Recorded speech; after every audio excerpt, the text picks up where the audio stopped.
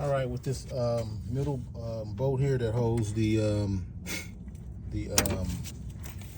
motor mount to the bracket, I'm using a 17 millimeter. I decided not to just run it in with an impact, you know, because I just want to make sure all the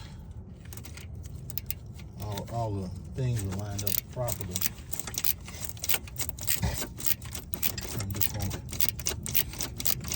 17 millimeter stubby ratcheting wrench, or 11/16.